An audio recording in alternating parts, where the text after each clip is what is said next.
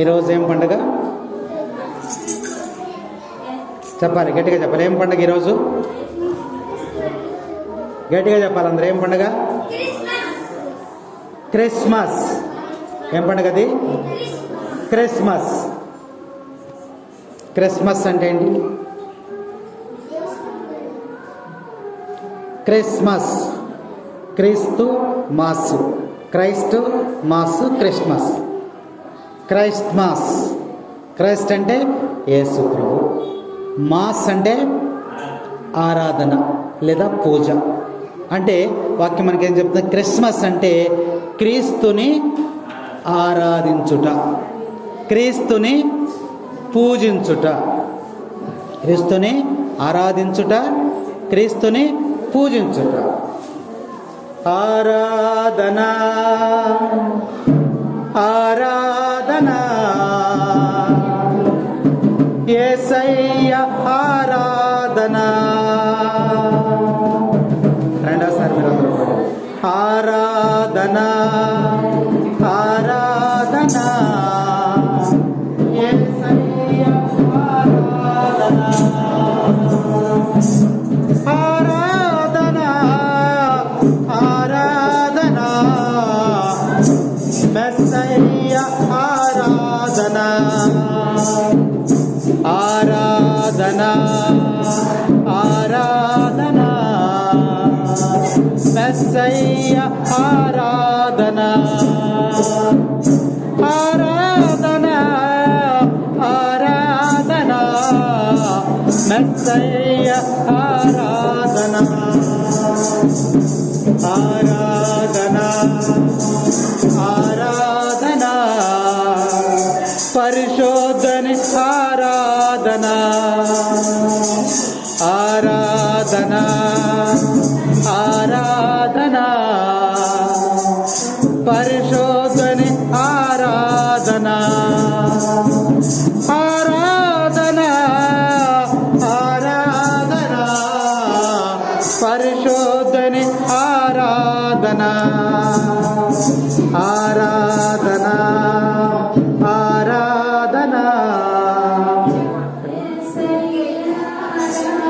నువ్వు కొట్టవా? అని కొట్టావు.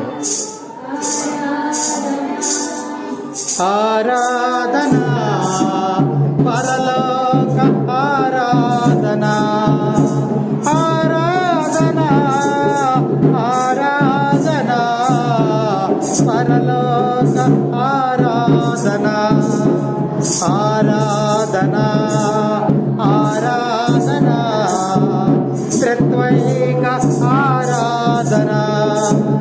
ఆరాధన ఆరాధన త్రిత్వైక ఆరాధన. ఆరాధన ఆరాధన త్రిత్వైక ఆరాధన. Praise the Lord. Praise the Lord. తండ్రి వందనం, తండ్రి స్తోత్రం, యేసువా వందనం, యేసువా స్తోత్రం. Praise the lord. క్రిస్మస్ అంటే క్రీస్తుని ఆరాధించుట. క్రిస్మస్ అంటే పంచిపెట్టుట. దేవుడు ప్రేమనిచ్చాడు, ఆ ప్రేమని పంచిపెట్టాలి. అదే క్రిస్మస్. క్రిస్మస్ అనగా పంచిపెట్టుట. ఏం పంచాలి? ప్రేమను పంచాలి, కానుకలు పంచాలి, బహుమతులు పంచాలి, దుస్తులు పంచాలి, ఆహారం పంచాలి, శుభాకాంక్షలు తెలియచేయాలి. ఇదే క్రిస్మస్. అయితే ఈ క్రిస్మస్ గురించి మనము ధ్యానించినప్పుడు క్రీస్తు జయంతి అనగానే మనకి గుర్తొచ్చేదేంటి? పండుగ. రైట్. క్రిస్మస్ పండుగ మనకి గుర్తొచ్చిన వెంటనే మొట్టమొదట మనకు గుర్తొచ్చేది కొత్త బట్టలు. పిల్లలు పెద్దలు అందరూ కూడా కొత్త బట్టలు, పిండి వంటలు, కేకులు, చాక్లెట్లు, బహుమతులు, గ్రీటింగ్స్, ఇంకేమున్నాయి, కొత్త కొత్త పాటలు, క్రిస్మస్ క్యారల్స్, నాటికలు, నృత్యాలు, డ్యాన్సులు, ఆటల పోటీలు, క్రిస్మస్ ట్రీ, పశువుల పాక, స్నేహితులకి శ్రేయోభిలాషలు చెప్పడం, శుభాకాంక్షలు పంపడం, విందులు, వినోదాలు, టపాసులు కాల్చడం, మైకులు మోగించటం, ఇంకా స్టార్లు పెట్టడం, మిఠాయిలు పంచిపెట్టడం, పూజలో పాల్గొనడం. ఇదే క్రిస్మస్. మనం అనుకునే క్రిస్మస్ ఇదేనా? ఇంకా ఏమైనా ఉందా? మనము చేసేటువంటి క్రిస్మస్ ఇది. కానీ బైబిల్ గ్రంథం చెబుతా ఉంది, నిజమైనటువంటి క్రిస్మస్ అంటే క్రీస్తుని ఆరాధించుట. Praise the lord, praise the lord. ఒక చోట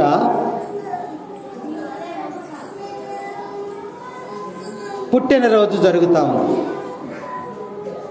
పుట్టినరోజు పండుగ జరుగుతూ ఉంది. వాళ్ళకి లేక పుట్టాడంట బిడ్డ. లేక 10-15 సంవత్సరాల తర్వాత ఒక బిడ్డ పుట్టాడు. ఆ బిడ్డ పుడితే ఆ మొదటి సంవత్సరము చాలా గొప్పగా చేయాలనుకున్నారు.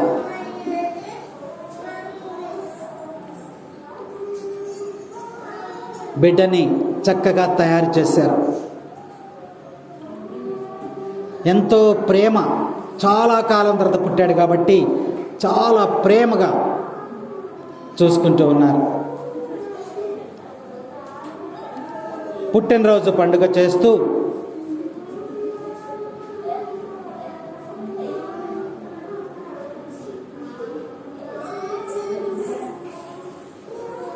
అందరం లోపలికి రమ్మ. అరే అనుకుంటు పిలుచుకురా, లోపలికి రమ్మన్నాను.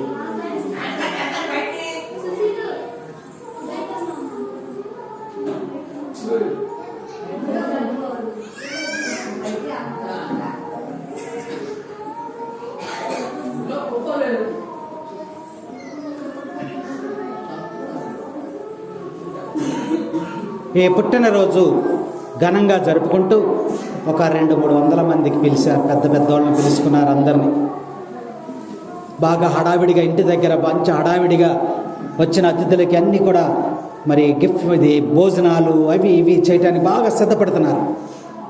ఈలోపు బిడ్డ నిద్రపోతూ ఉన్నాడు. తీసుకెళ్ళి చక్కగా ఉయ్యాల్లో పడుకోబెట్టారు. వచ్చిన అతిథులందరినీ, భార్యాభర్తలు ఇద్దరు కూడా అతిథులందరినీ కూడా ఆహ్వానిస్తూ ఉన్నారు.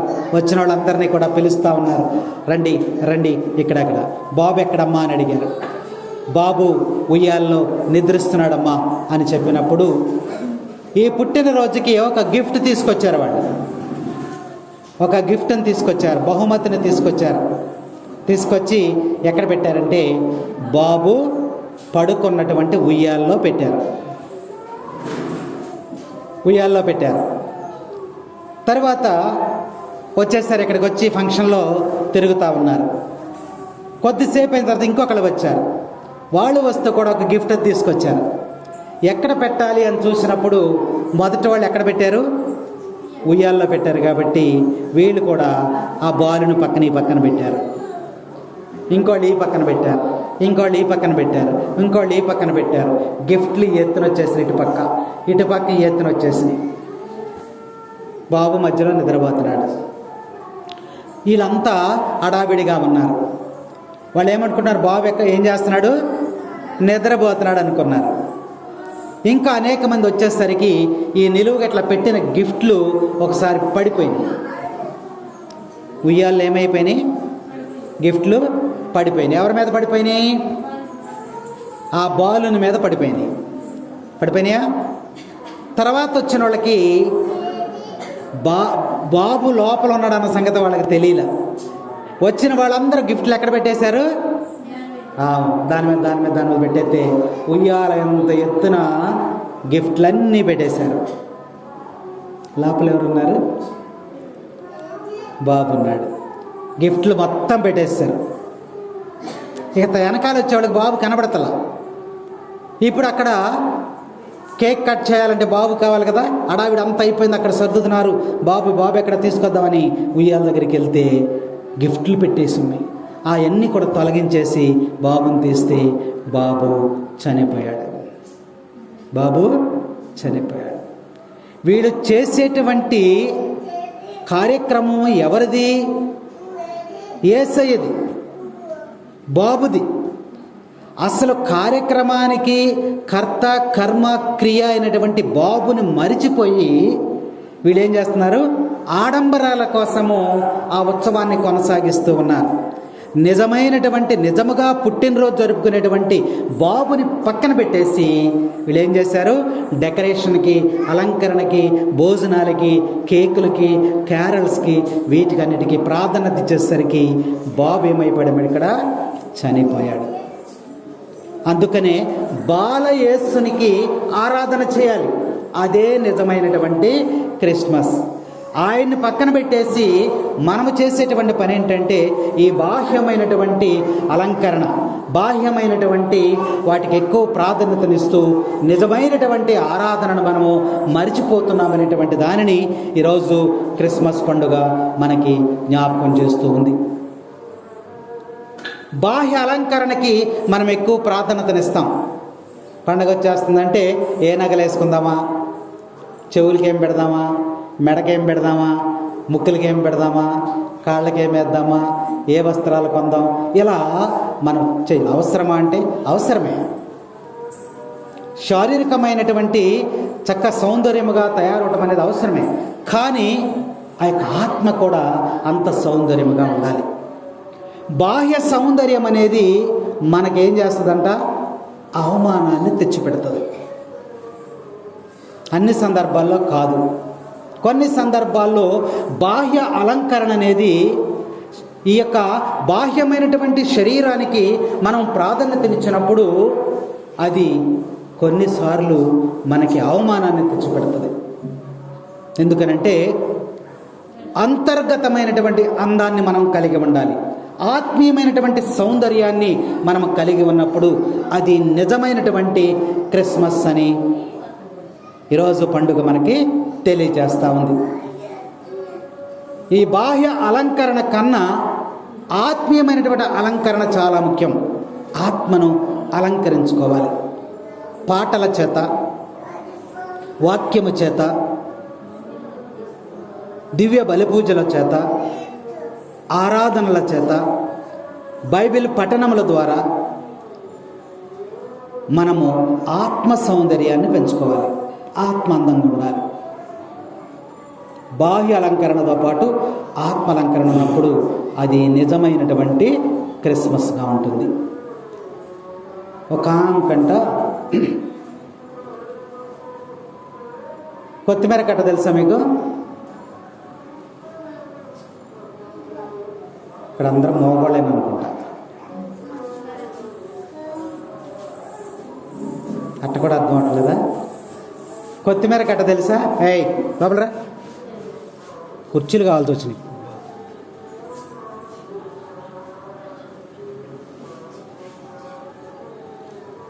ఒక ఆమె జుట్టు కొత్తిమీర కట్ట అంత ఉందంట. ఎంత ఉంది? కొత్తిమీర కట్ట అంత ఉందంట. బాహ్య అలంకరణ గురించి అది ఎలా అవమానం తెచ్చిపెడుతుందో వాక్యంలో చక్కగా. ఒకరోజు సెమీ క్రిస్మస్ జరుగుతుంది వేరే ఊరిలో, వాళ్ళ పుట్టిన ఎక్కడో. ఆ సెమీ క్రిస్మస్కి ఏమో బయలుదేరింది. అందరూ వస్తున్నారు. ఏమనుకుందంట? నా జుట్టు ఎంత ఉంది? కొంచెం మాట్లాడండి అమ్మా. నా జుట్టు ఎంత ఉంది? కొత్తిమీర కట్ట అంత ఉంది. దీన్ని ఏమైనా సరే మోకాల దాకా చేసేయాలి, చేసుకుని వెళ్ళాలి అని పక్కింటి ఆవిడ దగ్గరికి వెళ్ళి ఏమడిగిందమ్మా? మీకు బాగా తెలుసు. ఏమడిగింది? అత్త నీ సవరం ఇయ్యి, నేను కొంచెం ఫంక్షన్ ఉంది, ఫంక్షన్కి వెళ్ళొస్తానంది. ఆమె ఇచ్చింది. ఇచ్చి జాగ్రత్త, ఎక్కడ పడితే అక్కడ కూర్చోబాకు, ఎక్కడ పడితే అక్కడ కూర్చోబాకు, జాగ్రత్త అని చెప్పింది. ఈ సవరం తెచ్చింది, 3 వేసేసింది. ఇప్పుడు ఎక్కడ కొంత జడ, మోకాళ్ళ దాకా ఉంది.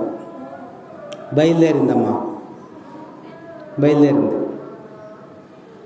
వెళ్ళేటప్పుడు ఆమెను రోజు చూసేవాళ్ళు ఆమెను చూశారు.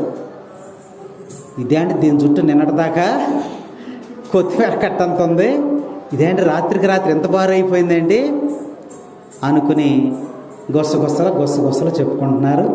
ఏమి ధైర్యంగా వెళ్ళిపోయింది. సెమీ క్రిస్మస్ జరుగుతుంది, అయిపోయింది. సెమీ క్రిస్మస్ అయిపోయిన తర్వాత ఏం కట్ చేస్తారు అక్కడ? కేక్ కట్ చేస్తారు. కేక్ కట్ చేసేటప్పుడు కేక్ కట్ చేసి అందరికీ చక్కంతంత మొక్కలు పెడుతున్నారు. ఏమొక చిన్న మొక్క వచ్చిందంట. ఏమైంది? చిన్న మొక్క వచ్చిందంట. అదేంటి అందరికీ పెద్దది పెట్టి నాకేమో చిన్నది పెడతావా అని అందంట. లేదమ్మా, వరుసలో పెడుతున్నాను, అవతలమేం తక్కువదేంది కాదు, వరుసలో పెట్టుకుంటూ వస్తున్నాను, నీ కాలని లేదు, నువ్వు నాకు కావాలని ఇచ్చావు, నువ్వు అందరికీ ఏమో పెద్ద ఇచ్చి నాకేమో చిన్నది ఇచ్చావు అని ఏమైపోయింది? గొడవ పెరిగిపోయింది. ఏంటే వాగుతున్నావు అని వేసుకున్నావు అనిపిస్తుంది. ఏంటే వాగుతున్నామని వెంటనే ఈ అమ్మాయి ఆ అమ్మాయి జుట్టు పట్టేసుకుంది. ఎవరు? సవరం వేసుకున్నాము. ఏం చేసింది? ఆ అమ్మాయి జుట్టు పట్టేసుకుంది. ఆమె తక్కువ తిందా? వెంటనే ఆమె ఏం చేసింది? ఏం జుట్టు పట్టుకుని గట్టిగా లాగేసింది. లాగేసరికి సవరం ఏమైందమ్మా? ఊడిపోయింది. ఊడిపోతే ఏం మిగిలింది? కొత్తిమీర కట్ట మిగిలింది. అవమాన పాలైపోయింది. ఫంక్షన్లో అవమాన పాలైపోయింది. బాహ్య అలంకరణ అనేది మనల్ని అవమానపరుస్తుంది. అందుకనే క్రిస్మస్ పండుగ ఏమంటుందంటే ఆత్మీయమైనటువంటి సౌందర్యాన్ని నీవు సంపాదించుకో అని వాక్యం మనకి తెలియజేస్తూ ఉంది. క్రిస్మస్ పండుగ అంటే ఏంటి? ప్రపంచ యావత్తు జరుపుకునేటువంటి పండుగ. ప్రపంచ యావత్తు కూడా, ఒక్క ఊరిలో కాదు, ఒక గ్రామంలో కాదు, ఒక జిల్లాలో కాదు, ఒక రాష్ట్రంలో కాదు, ఒక దేశంలో కాదు, ప్రపంచము యావత్తు కూడా ఈ క్రిస్మస్ పండుగని జరుపుకుంటున్నారు. ఇట్లా ప్రపంచమంతా జరుపుకునేటువంటి పండుగ ఇంకేమైనా ఉందా? లేదు. Praise the lord, praise the Lord. ప్రపంచమంతా జరుపుకునేటువంటి ఏకైక పండుగ క్రిస్మస్ ఒకటి. ఇది ఒక వెన్నెల కురిసినటువంటి రాత్రి. క్రిస్మస్ పండుగకున్న పేరేంటి? వెన్నెల కురిసినటువంటి రాత్రి. చీకటిని వెలుగుగా చేసినటువంటి రాత్రి. క్రిస్మస్ పండుగ అనేకమైన పేర్లు ఉన్నాయి. పరిశుద్ధ రాత్రి. దేవాతి దేవుడు పాపుల మధ్యకు దిగి వచ్చినటువంటి రాత్రి. దేవుడు మానవుడిగా దిగి వచ్చినటువంటి రాత్రి. పరలోకమును భూలోకములకు తీసుకొచ్చినటువంటి రాత్రి. నీతిమంతుడైన దేవుడు పాపులతో నివాసం ఉండడానికి వచ్చినటువంటి రాత్రి. దేవుడు శరీరధారిగా వచ్చినటువంటి రాత్రి. మరణమును జీవముగా మార్చినటువంటి రాత్రి. ఇదే Christmas. Praise the lord, praise the Lord. ఇప్పుడు క్రిస్మస్ను గురించి కొన్ని వాక్యాలు మనం ధ్యానం చేద్దాం. చింతలేదిక యేసు పుట్టెను వింతగాను బేత్లెహేమందున. చింతలేదిక పాడండి అందరూ, ఈ వచనం పాడండి. చింతలేదిక యేసు పుట్టెను చింతలేదిక యేసు పుట్టెను వింతగాను బేత్లెహేమందున.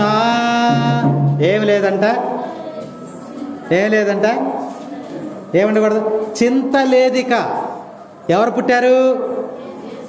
యేసు పుట్టాడు కాబట్టి చింత అనేదిక లేదు. చింత అంటే ఏంటి? చింతపండ. చింత అంటే ఏంటి? బాధలు, కష్టాలు, అనారోగ్యాలు, ఇలాంటివి అనేకమైన వాటితో మానవుడు సతమతమైపోతూ ఉన్నాడు. మనలో చింత ఉంటే మనం ఏ పని చేయలేం. నీకు బాధ ఉందనుకో, కష్టం ఉందనుకో, నువ్వు హుషారుగా పనిచేస్తావా? చేయలేవు. చివరికి దేవుణ్ణి కూడా నువ్వు స్తుతించలేవు. అవునా? ఈ చింత, ఈ బాధ, ఈ మనోవ్యధ అలాగే కూర్చొని కూర్చొని కూర్చొని కూర్చొని అలాగుంటే ఏమైపోద్ది? నీ ఆయుష్కాలం కూడా తగ్గిపోద్ది. అనారోగ్యం వచ్చేస్తుంది. అనారోగ్యంతో నువ్వేం చేస్తావు? ఇక నీ ముఖంలో కళ ఉండదు. నీ మనసులో బాధ ఉంటే, నీ మనసులో కష్టం ఉంటే ముఖంలో కనపడుతుంది కదా, ముఖానికి కళ ఉండదు. కీర్తనకారుడు 16వ అధ్యాయము 11వ వచనంలో దేవుడు మనకి తెలియజేస్తున్నాడు. చూడండి, కీర్తనకారుడు 16వ అధ్యాయము 11వ వచనం.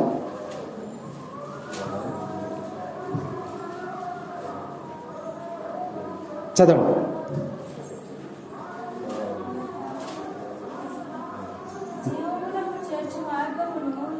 16:11. జీవమునకు చేర్చు మార్గమును నీవు నాకు చూపించుము. నీ సన్నిధిలో నేను పూర్ణ ఆనందమును పొందుదును. నీ కుడి చేతిలో శాశ్వతమైనటువంటి సుఖములు కలవు. చాలు, ఇక్కడ ఆపేయండి. చింత అంటే బాధ. ఇది నీ మీద దాడి చేసినప్పుడు నువ్వు దేవుణ్ణి స్తుతించలేవు. చింత నీలో ఉన్నప్పుడు నీకు భయం వస్తుంది. ఏం జరుగుతుందా, ఎలా చెయ్యాలా అని ఆందోళనతో ఉంటాం. అందుకనే ఈ క్రిస్మస్ పండుగ మనకు తెలియజేస్తూ ఉంది, చింతలేదిక యేసు పుట్టెను వింతగాను బేత్లెహేమందున. ఎక్కడ పుట్టాడంట? చింతలేదిక యేసు పుట్టాడిక. నీకు బాధలు లేవు, కష్టాలు లేవు, చింత నీ మీద దాడి చేయదు. ఎందుకంటే ఆయన పుట్టుక నీకు ధైర్యాన్ని ఇస్తుంది. ఆయన పుట్టుక నీకు స్వస్థతనిస్తుంది. అందుకనే యేసు పుట్టక పూర్వం ఆదిలో దేవుడు తన స్వరముతో మాట్లాడాడు. యేసుక్రీస్తు లోకంలోకి రాకముందు, పుట్టకముందు దేవుడు మాట్లాడేవాడు, ప్రవక్తలతో మాట్లాడేవాడు. ఆ యొక్క స్వరమును విన్నారు కానీ విడిచిపెట్టేశారు. దేవుని యొక్క స్వరము విన్నారు కానీ విడిచిపెట్టారు. ఎవరు ఆ యొక్క పాటించటం లేదు.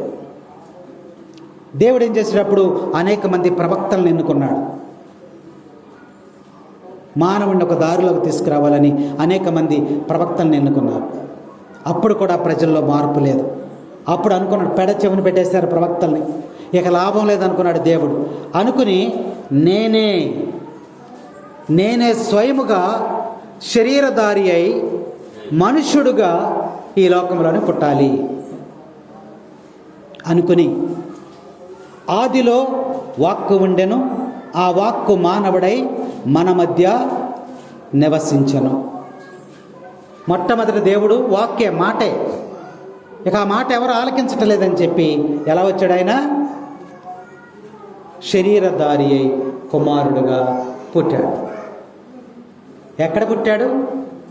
చింతలేదిక యేసు పుట్టెను వింతగాను బేత్లెహేమందున. ఎక్కడ పుట్టాడంట? ఎలా పుట్టాడంట? వింతగా పుట్టాడు. ఎలా పుట్టాడమ్మా చెప్పండి? వింతగా పుట్టాడు. వింతగా పుడతాం ఏంటి? అందరు ఎక్కడ పుడుతున్నారు? హాస్పిటల్లో పుడుతున్నారు, ఇంట్లో పుడుతున్నారు, బిల్డింగ్లో పుడుతున్నారు, లేదా వారికి ఉన్న చిన్న ఇంట్లో అయినా పుడుతున్నారు, లేదా సత్రాల్లో పుడుతున్నారు. ఆ రోజు సత్రాలంటే సత్రాల్లో పుడుతున్నారు. కానీ యేసు ఎక్కడ పుట్టాడు? వింత కదా, వింతగా పుట్టాడు. పశువుల పాకలో పుట్టాడు. ఎందువలన పశువుల పాకలో పుట్టాడు ఆయన? ఎందువలన పశువుల పాకలో పుట్టాడు? సత్రములో స్థలము లేకపోవటం వలన. మరియమ్మకి నిండు గర్భిణీగా ఉన్నప్పుడు ఆ సత్రము దగ్గరికి వెళ్ళి, అయ్యా ఈ రాత్రికి మేము అక్కడ తలదాచుకుంటాము, నా భార్య పురిటి నొప్పులతో అవుద్ది అని అడిగినప్పుడు ఇక్కడ సత్రములో స్థలము లేదు అని చెప్పారు. అప్పుడు ఎక్కడికి వెళ్ళారు వాళ్ళు? పక్కనే ఉన్నటువంటి పశువుల పాకలోనికి వెళ్ళారు. Praise the lord, praise the lord, praise the lord, praise the Lord. పశువుల పాకలో ఏమున్నాయి? మూగజీవాలు, పశువులు ఉన్నాయి. అక్కడ ఎలా ఉంది వాతావరణం? చిమ్మ చీకటి, గడ్డి, చెత్త, చెదారం, కంపు, వాసన, బురద ఉన్నటువంటి ప్రాంతం అది. అక్కడ పుట్టాడు ఆయన. దుర్గంధములో పుట్టాడు. ఒక మాటలో చెప్పాలంటే ఎక్కడ పుట్టాడు ఆయన? దుర్గములో. సత్రములో స్థలము లేకపోవటం వలన ఆయనకు దొరికినటువంటి స్థలం ఏంటంటే దుర్గంధముతో కూడినటువంటి, చెడు వాసనతో కూడినటువంటి, మలినముతో ఉన్నటువంటి పశువుల పాకలో, చిమ్మ చీకటిలో పుట్టాడు. అదే వింతగా పుడతామంటే. ఎవరూ అలా పుట్టలేదు. చింతలేదిక యేసు పుట్టెను వింతగను బేత్లెహ మందున. ఏ ఊర్లో పుట్టాడంట? ఏ ఊర్లో పుట్టాడు? యేసు ప్రభు ఏ ఊర్లో పుట్టాడు? బేత్లెహేములో పుట్టాడు. బేత్లెహేమా, నువ్వేమాత్రము అల్పమైన దానివి కావు, అల్పమైన దానివి కావు. బెత్లెహేం ఎక్కడుందో తెలుసా?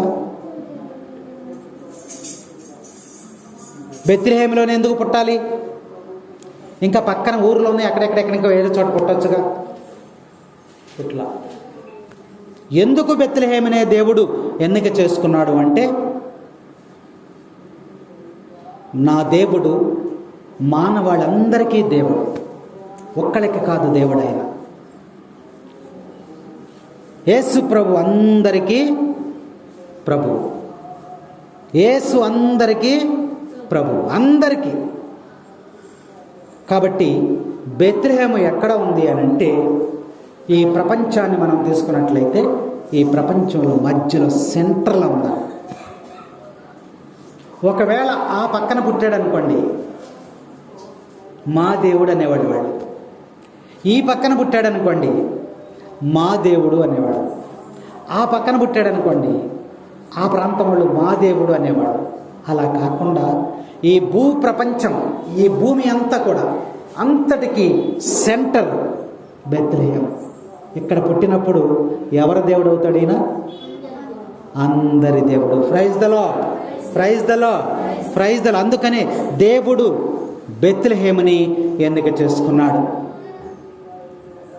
బెత్లెహేం అంటే ఎవరికీ తెలియదు అసలు. అలాంటిది యేసుక్రీస్తు ప్రభు అక్కడ పుట్టుట ద్వారా ఆ బెత్లెహేం అనేది లోకమంతా కూడా, ప్రపంచమంతా కూడా తెలిసిపోయింది. కాబట్టి యేసుక్రీస్తు నీ హృదయంలో జన్మిస్తే నీకు విలువ.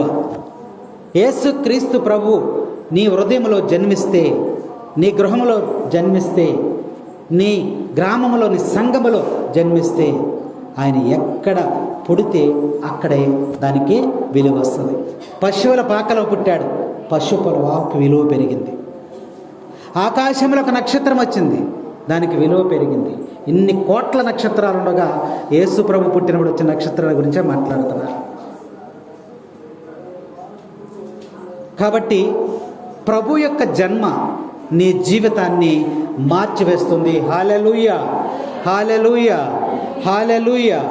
Praise the lord, praise the lord, praise the lord. ప్రభునందు ప్రియ సహోదరి సహోదరులారా, నీ జీవితమే, నీ హృదయమే ఒక బెత్లెహేం అవ్వాలి. అక్కడ యేసయ్య పుట్టాలి. చింతలేదిక యేసు పుట్టెను వింతగను బెత్లెహేమందునా, చెంత చేరను రండి సర్వ జన